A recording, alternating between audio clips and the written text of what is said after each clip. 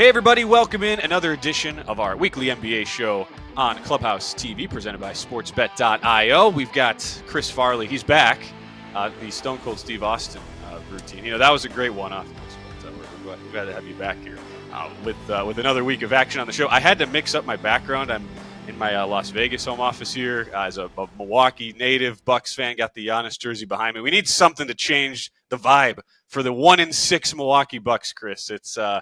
It's been a rough go, admittedly, the last week. But they will be one of the teams we talk about today because we're going to preview the 3 Thursday games. At least nice to have some lines already out for those as we record on a Wednesday.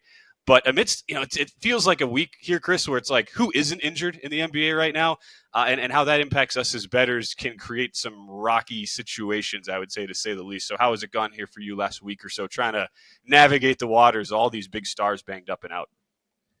Yeah, somehow I've either you always need to get a little fortunate in sports betting from time to time. That's for sure. So I never like to say, oh, I have the NBA figured out at this point. I don't think any of us have the NBA figured out, but we've had some good results. I'm up 10 units over the past week, and I think that's just because I'm practicing that judicious approach in this early season. Really trying to be aware of those teams who are truly already figuring or have figured themselves out and showing ourselves or showing us who they are, right? Like something I like to talk about a lot of my power ratings and how I assess these teams is I like to develop sort of character archetypes of who these programs are. Because as the season goes on, they show who they are and they show their vulnerabilities and, their patterns. And it becomes a very like sociological experiment of sorts. Yeah. And certainly some of these teams, like the Milwaukee Bucks, just don't look like they want to play a lot of basketball right now. I mean,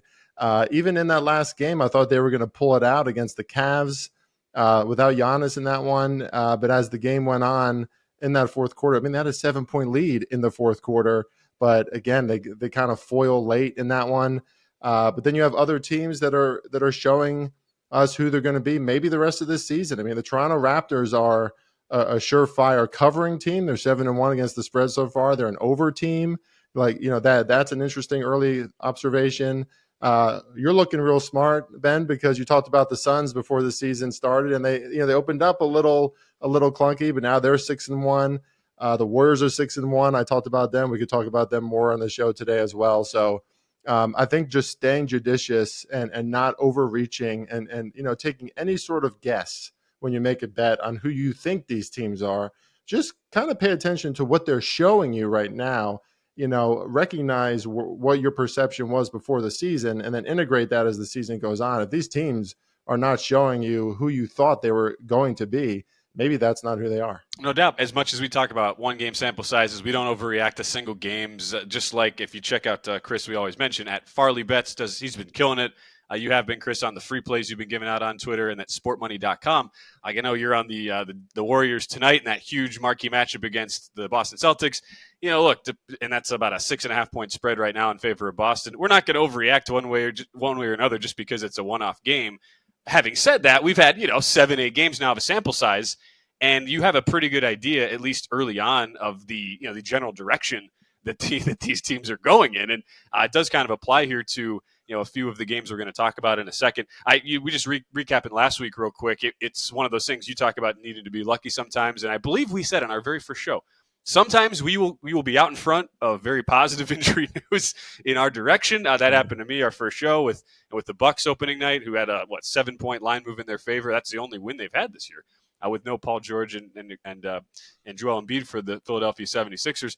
Sometimes, though, you're going to be on the wrong side of that. And you and I, we both really liked Orlando. I gave that out even though we didn't have a line, thinking, okay, 6 or better. We're going to take Orlando on the road against Cleveland, try to catch the falling knife for this red-hot Cleveland team who could not be rated any higher.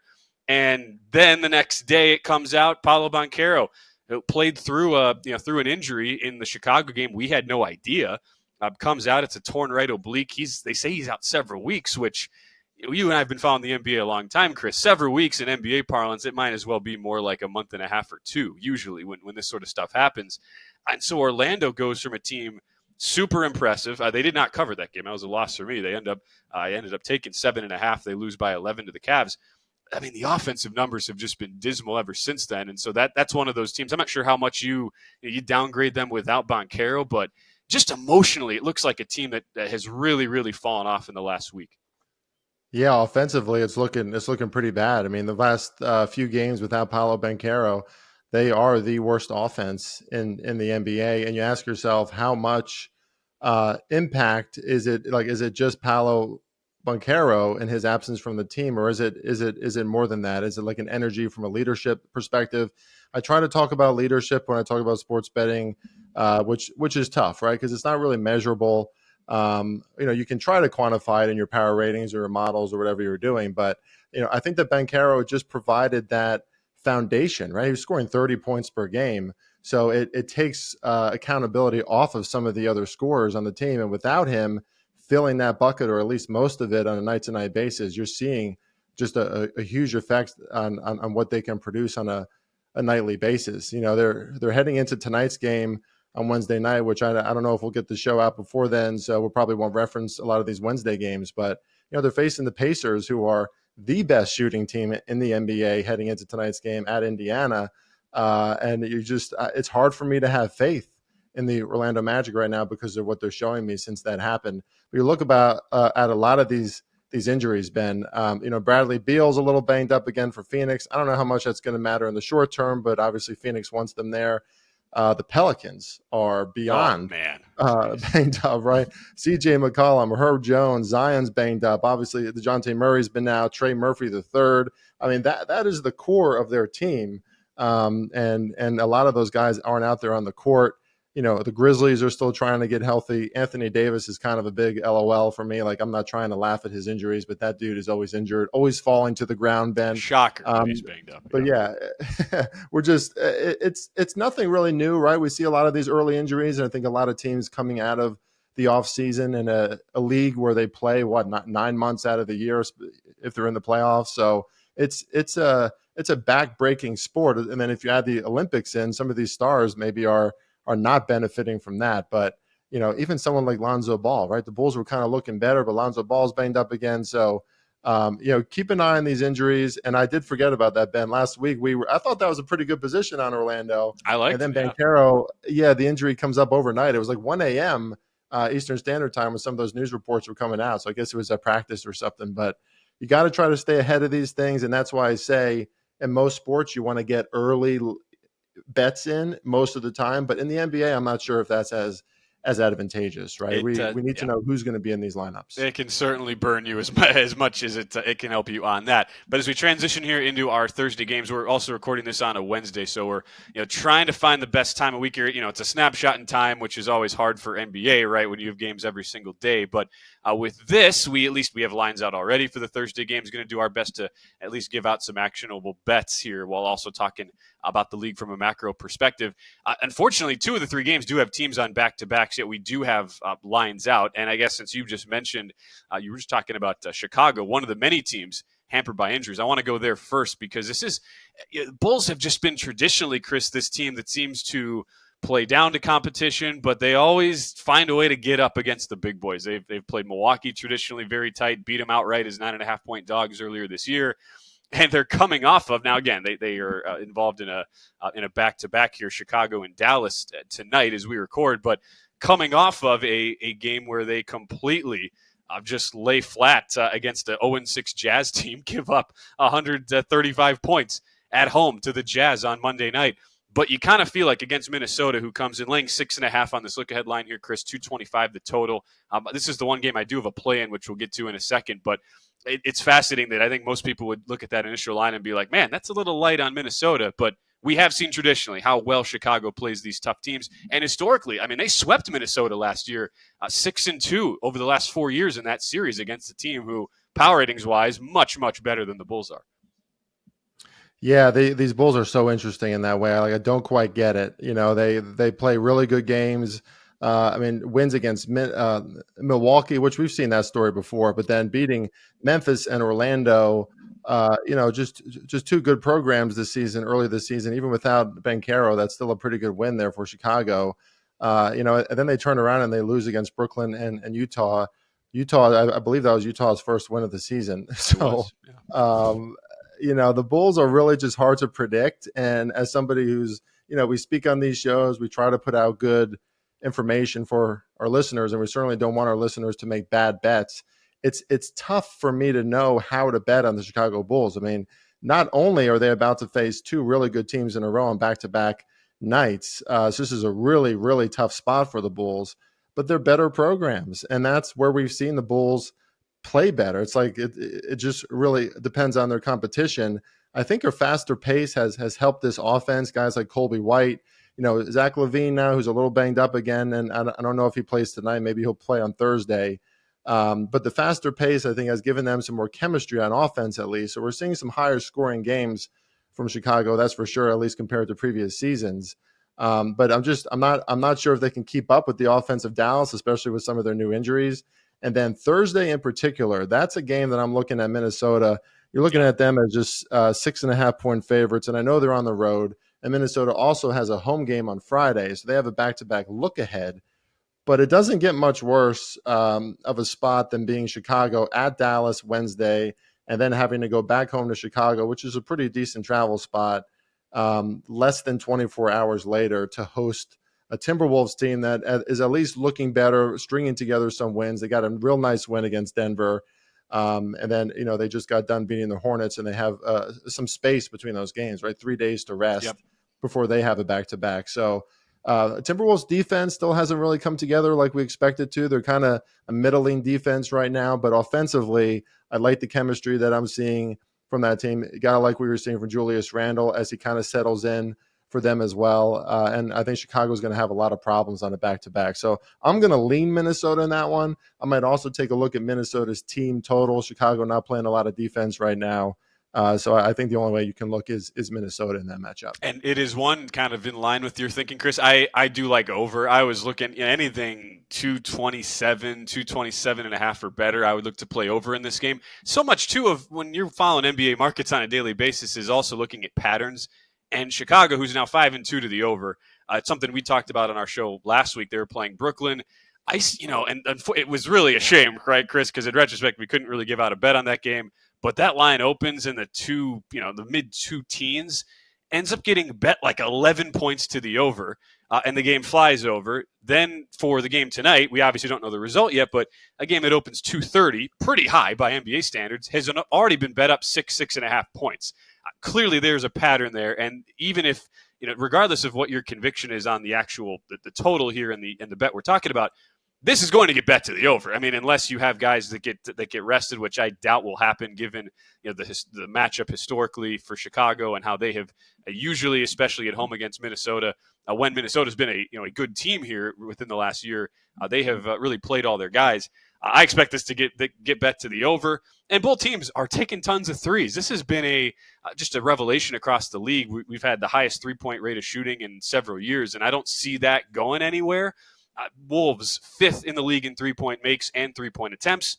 Bulls tied for 2nd in 3-point makes, 3rd in 3-point attempts. And I'd also argue both of these defenses, Minnesota, as you mentioned, kind of just lulling their way into the season. Offense has looked well ahead of their defense so far, and that is reflected certainly in the advanced stats to this point in net rating. T-Wolves better on offense than they are on defense. But both of these teams are in the top 5 in opposing 3-point percentage allowed. They're only at 31%. Which, especially in Chicago's case, Chris, an obvious sign to be of negative regression. With a defense as bad as they are, they've gotten pretty fortunate, and we've started to see last couple of games how those numbers have started to come back to the middle ground you would expect as a result of all that. Definitely a game I expect to land in the low 230s. So over 225, we'll go Timberwolves Bulls.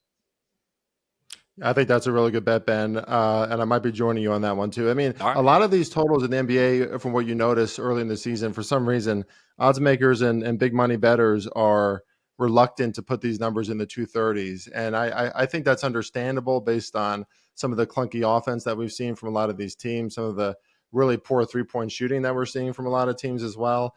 But Minnesota is second to only Cleveland in the last 4 games in effective field goal percentage. They're one of the better offenses in the NBA over the last week as well. So they are starting to trend up. That Chicago defense starting to trend down.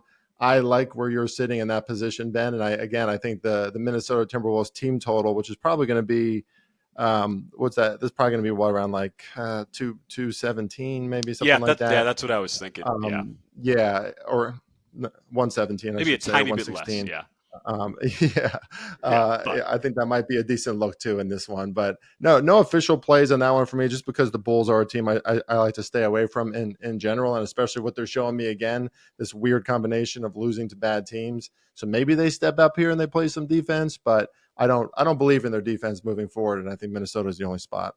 there's room on the over train with me, Chris. Just hop aboard. Now, what I found amazing in this Okay. series too, last 4 years, 8 games between these two teams, 7-1 to the over. These guys have played some shootouts historically, and even last year there was an overtime game. The Bulls, I mean, a couple upsets the Bulls had over the Timberwolves there. So that's game number 1 of 3 here for the Thursday card. We'll go to another team involving back-to-back. So a little harder here to necessarily get a bet on, but it's the Trailblazers who have given me a lot of anxiety betting under 22.5, and yet they get this gift, right, of a game at New Orleans on Monday with basically half the Pelicans team out, win by 18. But I'll admit, I mean, the Blazers have been a lot better than I would have thought. They've looked a little bit more buttoned up on defense.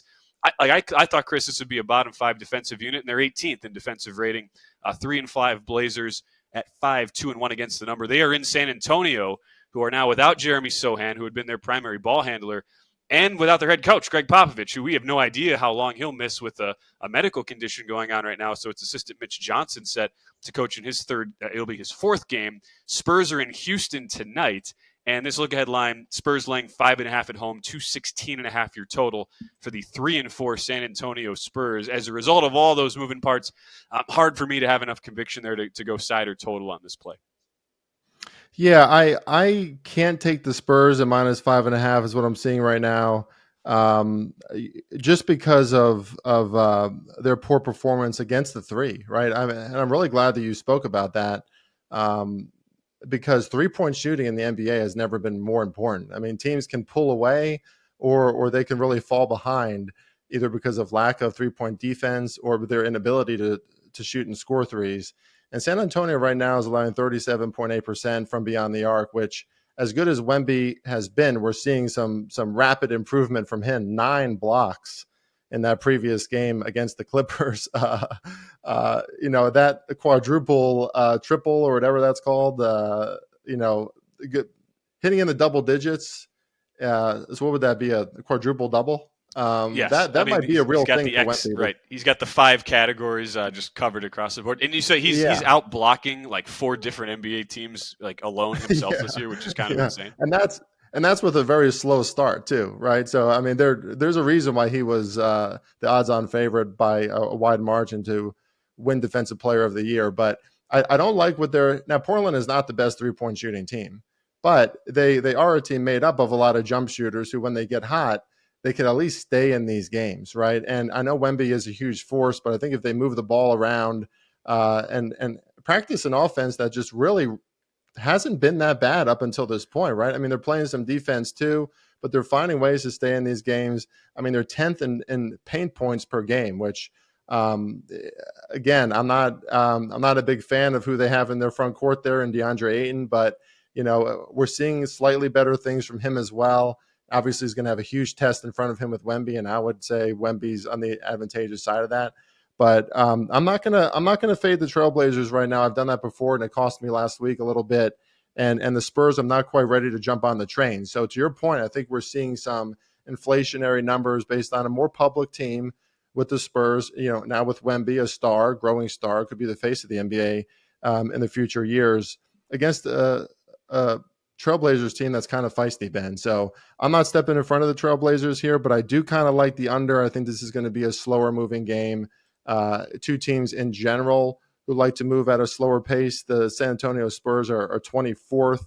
Portland is 21st. So usually it's just like 2, fast-paced teams, right? We saw the Wizards and the Warriors the other night, and the Warriors aren't even that fast, but the Wizards are very fast. Yeah. And we saw them scoring low points in the first half and then exploded in the second half, and they still went way over their total of 232.5. The opposite can happen in games like this when you have 2 slow-moving teams. So the total at 217.5 is where I'm seeing it right now. It's understandable. I have this game ending around 214. So slight value on the under in that game as well, but no bets for me in that one either. Yeah, I would really like to maybe examine the Wembanyama, like the points prop. The issue is he's as a guy who, as you said, is the face of the league. It's really, if you want to go over any on any of these Wemby props, I mean, you're paying huge taxes to do so. Oh, yeah. I would say though, with the Jeremy Sohan injury, it's been a really interesting shift so far. Wembanyama's taken a lot more shots toward the perimeter, which has been a little bit bizarre. His overall scoring numbers have been down. You alluded the slower start, Chris, for Wembanyama this year, but Sohan, who had really done a tremendous job of penetrating, getting toward the rim, it had resulted in Wembanyama. You look at some of the advanced numbers; over 50% of his shots have been outside the paint. His average distance from the rim of shooting had gone from 13 to 16 feet. Now that Sohan's out, I definitely expect Wembanyama to kind of get back to his bread and butter that we saw toward the second half of last year, which was really attack inside, look for his more high percentage shots closer to the rim. The issue is it's a tough matchup to do that against a DeAndre Ayton-led Trailblazers team who have been very, very much better than expected on defending the interior. Yet that, to me, as long as Sohan's out, and it's a fractured thumb, so it'll be a while, Chris, everybody wants to jump on the Wembanyama blocks train, right, the rebounds train, but there could be some value there on the points depending on the matchup he has. As I have to think over these next couple of weeks, they try to get Wembanyama back to being a much more aggressive downhill in the paint sort of scorer for the Spurs. I'll tell you what, the one spot recently where I took DeAndre Ayton, I mean, his rebounding in particular, he's gotten 12 or more in most of his games, which is very impressive for him because we haven't seen that in the past very often from me. And let's see here, 1, 2, 3, 4, 5, and he's got 11 and over rebounding wise in 8 games so far this season, or 7, I believe. I think it's 7 of 8. Yeah, for the Blazers. I mean that's a big change for him. This is a guy, just like any of these really tall guys who have just natural physically born prowess about him, like an Anthony Davis type. It really just seems to be an effort thing, and maybe there's just more maybe he's just more motivated this season. But where I took him, Ben, I took him over in rebounds against OKC Thunder, who are one of the worst rebounding teams in the NBA. Now that's because they make a lot of shots and they don't give teams a lot of opportunities either. And he throws out 5 rebounds in that game. So I'm not trusting DeAndre in this matchup. Classic. But that being said, he's definitely playing better. So I give him some credit there. But I expect a little bit of regression in tougher matchups, and this probably qualifies as one of them. He's trying to get that trade value up. That was part of our Portland handicap. They might look decent early, but Ayton, as well as a number of other players on that roster, certainly could be on the move here in a couple months. All right, one last game for us to break down, then we'll wrap up the show. Again, there are 3 games on Thursday, and the only one that does not involve teams on back-to-backs playing Wednesday into Thursday. It's the 1-6 battle, the Jazz and the Bucks. Good Lord. The Bucks are 1-6, Chris, and they're laying 8.5. I mean, that kind of is your statement of current affairs of how bad the Jazz have looked, although they are off their first win of the year. 227.5 the total. I don't know if you're doing anything with this game, but especially with the injury concern, Giannis Antetokounmpo missed Monday with the right adductor strain. Not sure if he will go on Thursday. And as much as you could argue this would be like the ultimate smash spot for the Bucks off of 2 heartbreaking losses to a great Cleveland team back-to-back, 2 losses by a combined 3 points. I'm certainly not ready to get there, especially laying 8.5 to Utah. I'm certainly not ready to get there either, and part of that is because they have a really tough spot on Friday after this. They face Utah at home, which should be a gimme game. At 1-6, you would think they would be highly motivated for every game the next week, 2-3 weeks. That being said, they have New York at Madison Square Garden on Friday night following this game. So a very easy game to have a look ahead for. And obviously coming off of 2 emotional losses to the Cavs. Again, nearly beat the Cavs on Saturday. I had the Bucks -1.5 in that game. So I saw that, yeah. Yeah. Heartbreaking. Tortured watching that in the final minute or 2, that's for sure. You and me both, man. That was rough, yeah. Yeah, and then they had that, lead at the end of the fourth quarter against Cleveland. So you just have to feel as an organization right now with Glenn Doc Rivers leading them or not leading them very much, because a lot of the stats that you see, which are showing up right now for teams like Detroit, right? For teams like the Raptors, for teams like the Rockets, are stats like rebounding, assist ratio, your effort stats, right? And all those are very low for the Milwaukee Bucks right now, and it's just not a team that I think is very well led. And now, for what it's worth, right, they're facing a Utah Jazz team who is 30th in 3-point shooting percentage, 30th in shooting percentage overall, 30th in points per game. I mean, this is the worst offense in the NBA so far. But on the other end, you got the Milwaukee Bucks who are 28, 26, 28. I'm looking at their defensive categories, and it's not good on that end too. So, the NBA didn't mean to, but they're laying out a nice game here for the Bucks to at least have some temporary regression. But with the bad spot and with the lack of effort, they put in good effort against those Cleveland Cavaliers, but with that max effort, still couldn't get it done, right? So now, what is the organization thinking and feeling? Giannis is banged up again, and they might want to save Giannis to Friday as well, too, right? So watch out for him on the injury report heading into this game. I know the Jazz are banged up too, but again, guys, sorry, I have to pass on this one too. I am not taking the Bucks at that kind of spread, and I'm not going to be able to trust the Jazz that they can cover it either. This might be one where you just start kind of blindly taking either 3-point makes or point props over on opposing point guards taking on Milwaukee, because that's how bad it is right now. Well, with Damian Lillard as the primary on-ball defender. Look, still a great score, but this Bucks team, we won't belabor the point because I did my I hope that would be my only rant on the Bucks, Chris, but maybe it won't be. But look, Milwaukee, there's no depth right now. There's really no leadership. As soon as you get past the Giannis Antetokounmpo, Damian Lillard, the two pieces, they're still without Chris Middleton, who's injured.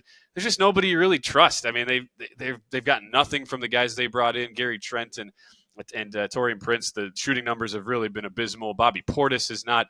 His on-off numbers are really bad. When he's on the court, the Bucks have struggled mightily as a guy who's been one of the best six men in the league here historically.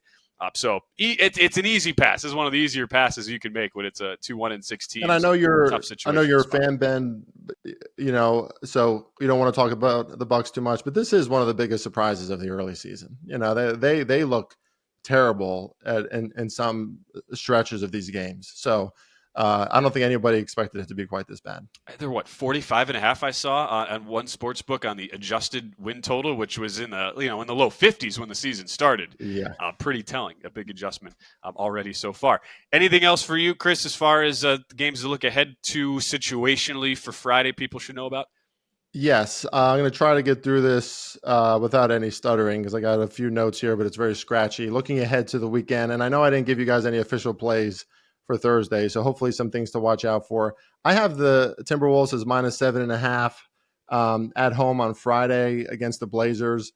If for some reason Minnesota does not play well on Thursday, I would look for them to explode in that Friday matchup at home, but kind of like the inverse there too. If we see Minnesota not playing well or playing really well on Thursday, Friday could be a little bit of a sleepy game for the Timberwolves. So watch what the Bulls and Timberwolves do on Thursday, and then maybe base that on what you do with that game on Friday with the Timberwolves. Again, I have them at -7.5. The Lakers, if they lose on Wednesday, which I can't remember who they're facing tonight, Ben, but they have a really good spot coming home on Friday against Philly.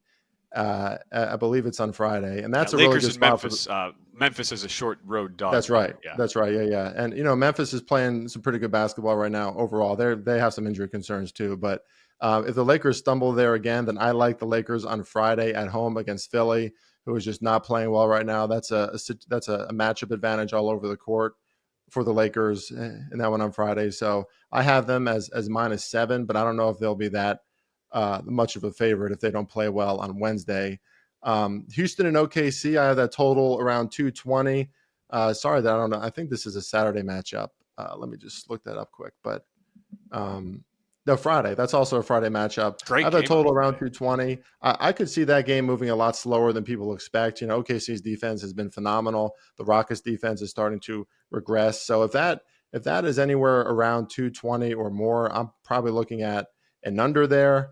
And I just want to add, the Warriors have been very good. I mean, this is a team that qualifies as or profiles as a team that was probably really hard to prepare for the first time you face them because of how well their young talent is playing, but some of their new parts like Buddy Hield, how well he's playing. But they got some tests here. They're Boston, Cleveland, and OKC all on the road the next few days. So maybe take advantage of some Warriors spots in that regard too. Like, let's say they play really well against Boston on Wednesday night. Maybe you fade them against Cleveland, or if they show up twice, maybe you fade them against OKC because they just have a really tough situation there. And then lastly, the Jazz team total under on Sunday. The Jazz might experience some success against a fledgling Buck squad tonight, or in that Thursday matchup. But Saturday they go up against the Spurs, who are rapidly improving on defense, and we know what Wemby can do. And the Jazz are very banged up. So I'll be looking at a team total under for the Utah Jazz on Saturday. If that's anywhere over 100 points, I'm probably going to fade them. Good call. I would certainly feel like that would be a comeback to earth sort of moment there for Utah. Great stuff as always, Chris. Again, you can follow him at Farley Bets and check out here on Clubhouse TV, the weekly NFL show. Chris and Lou Finicaro, they've been doing an awesome job every single week. He's Chris. I'm Ben Wilson. We'll be back with you next week as well. Shout out as well to our producer, Will Pattis. It also always does a tremendous job making us look as good as humanly possible here on this show. Hopefully we get some winners, Chris. We'll see you next week. And best of luck with all your guys' bets here over the next week or so, as we'll catch you next time on our weekly NBA show.